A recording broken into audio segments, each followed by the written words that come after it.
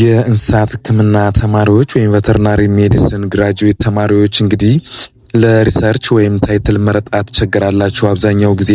ነገር ግን እነዚህን ካደረጋችሁ እጅጉን ውጤታማ ሆናችሁ ኤችአርጅ እና ከዛም በላይ የምታመጡባቸው አንኳር ጉዳዮችን ይዤላችሁ መጥቻለሁ። ሰላም ጤና ይስጥልኝ የቬት ኬር ኢትዮጵያ ተከታታዮች፣ ለቻናላችን አዲስ ከሆናችሁ ቻናሉን ሰብስክራይብ፣ ላይክ እንዲሁም ለሌሎች እንዲደርስ ካሰባችሁ ደግሞ ሼር እያደረጋችሁ ተከታተሉን። የእንስሳት ሕክምና ወይም ቬተርናሪ ሜዲሲን ተማሪዎች የምርምር ርዕስ ሲመርጡ ትኩረት ማድረግ ያለባቸው ወቅታዊነት፣ ለህብረተሰቡ ያላቸው ጠቀሜታና በቀላሉ መረጃ የሚገኝባቸው መሆናቸውም ላይ ነው። ጥሩ ምርምር ርዕስ ተማሪው በተግባር ያለውን እውቀት እንዲያሳድግና ለስራው ዓለም ዝግጁ እንዲሆንም ይረዳዋል ማለት ነው። የመጀመሪያው የምርምር ርዕስ ምርጫ መስፈርቶችን እንግዲህ ዋናው ታርጌት እዚህ ጋር ነው ያለው። አንድ ርዕስ ከመምረጡ በፊት የሚከተሉትን ነጥቦች ማጤን ውጤታማም ያደርጋል ማለት ነው። የመጀመሪያው ፍላጎት ወይም ኢንተረስት የምንለው ነው። ለርዕሱ ያለው ጥልቅ ፍላጎት በምርምር ሂደቱ ወቅት የሚገጥሙትን ፈተናዎችን በጽናትም እንድናልፍ ወይም እንድንጋፈጥም ያደርጋል። ስለዚህ የመጀመሪያው ኢንተረስታችን ፍላጎታችን ያለመበት ወይም እሱ እንደመራን ብንመርጥ የተሻለ ነው ማለት ነው። ሌላኛው መረጃ የማግኘት እድላችንስ ምን ላይ ነው ወይም ቪዚቢሊቲ የምንለው ነው። የላቦራቶሪ ግብዓቶች፣ የሚጠናው እንስሳና የመረጃ ምንጮች በአቅራቢያው መኖራቸው ግዴታ መረጋገጥ አለበት ማለት ነው።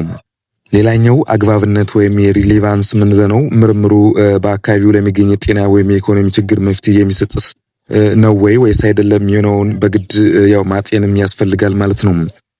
ሁለተኛው ተመራጭ የምርምር ዘርፎችና እርሶች፣ ለምሳሌ በመጀመሪያ ምን ተላላፊ በሽታዎች ወይም ኢንፌክሽየስ ዲዚዝ በኢትዮጵያ ላይ የሚገኙ የእንስሳት ጤና ትልቅ ስጋት የሆኑ በሽታዎች ላይ ማተኮር እዚህ ላይ ውጤታማ ያደርጋል ማለት ነው። ይህ አንገብጋቢን ጉዳይም ስለሆነ ማለት ነው።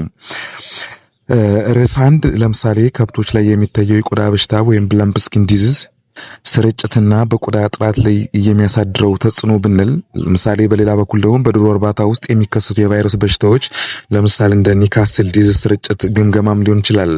ሌላኛው ደግሞ እንግዲህ በሌላ አጀንዳ ውጤታማ ልትሆኑበት የምትችሉ፣ ምክንያቱም እነዚህ የማህበረሰቡን ቻሌንጆችን ሶልቭ ያደርጋሉ ተብሎ ከሚታሰቡ ሌላ ታይትሎች መካከል የህዝብ ጤና ጥበቃ ወይም ዋን ሄልዝ ላይ ብትሰሩ ከእንስሳት ወደ ሰው የሚተላለፉ በሽታዎች ዞኖቲክ ዲዚዝ የምንላቸው ሁልጊዜም ትኩረት የሚስቡ ናቸው ማለት ነው። እንደዚህ አይነት ታይትሎችን ይዛችሁ በምትቀርቡበት ሰዓት አድቫይዘሮቻችሁም ሊሆን ይችላል፣ ሌሎች የሪሰርች አድቮኬት የሚያደርጉ ሰዎች እናንተን ውጤታማ ወይም ጠቃሚ ናቸው ተብሎ ስለሚታሰብ የእናንተን ውጤት ከፍ ያደርገዋል ወይም ውጤታማ ትሆናላችሁ ማለት ነው። ለምሳሌ ከነዛ መካከል የጥሬ ስጋ ወይም ወተት ከመጠቀም ጋር በተያያዘ የሚመጡ የባክቴሪያ በሽታዎች ለምሳሌ ቱበርኩሎሲስ፣ ብሩሰሎሲስ የመሳሰሉ ነገሮችን ይዛችሁ ብትመጡ ለእናንተ እጅግ ጠቃሚ ነው ማለት ነው። በሁለተኛ በኩል የምናየው በከተማ ውስጥ የሚገኙ የቤት እንስሳት ውሾችና ድመቶች ለሰው ልጆች ሊያስተላልፏቸው የሚችሉ ጥገኛ ትሎች ወይም እነዚህ ፓራሳይቶች ናቸው ማለት ነው። እነዚህ እንግዲህ እንደዚህ አይነት ታይትሎች ይዛችሁ በምትመጡ ሰዓት ያው ማህበረሰቡን ችግር ይፈታሉ ተብሎ ከሚታሰቡት መካከል አንዱ ስለሆነ እናንተን በድጋሚ ጠቃሚ ያደርጋችኋል፣ ውጤታማ ያደርጋችኋል፣ ስራችሁ ላይ ልፋታችሁን አጉልቶ ያሳያል ማለት ነው። ሌላኛው የእንስሳት ምርታማነትና አመጋገብ እነዚህ ፕሮዳክሽንና ኒውትሪሽን ላይ ነው።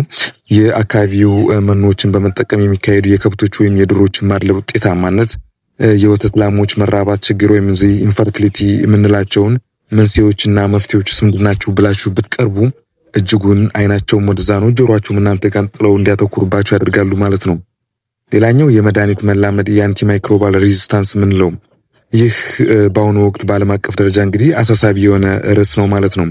በእንስሳት ሕክምና ውስጥ ያለአግባብ የሚወሰዱ አንቲባዮቲክስ የሚያስከትሉት የባክቴሪያ መላመድ ችግር ምንድን ነው፣ መፍትሄውስ ብላችሁ ይዛችሁ ብትቀርቡ እጅግ ውጤታማ ነው።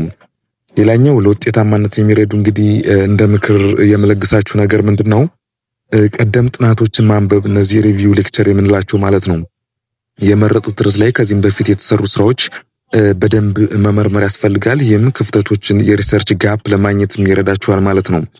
ሌላኛው አማካሪ ወይም አድቫይዘር ጋር የመወያየት የመረጡት ርዕስ ሳይንሳዊ ጥንካሬ እንዲኖረው እንግዲህ ከአድቫይዘር ጋር በጣም መለሳለስና ቀርቦ ማማከርም ግድ የሚል ነው ማለት ነው።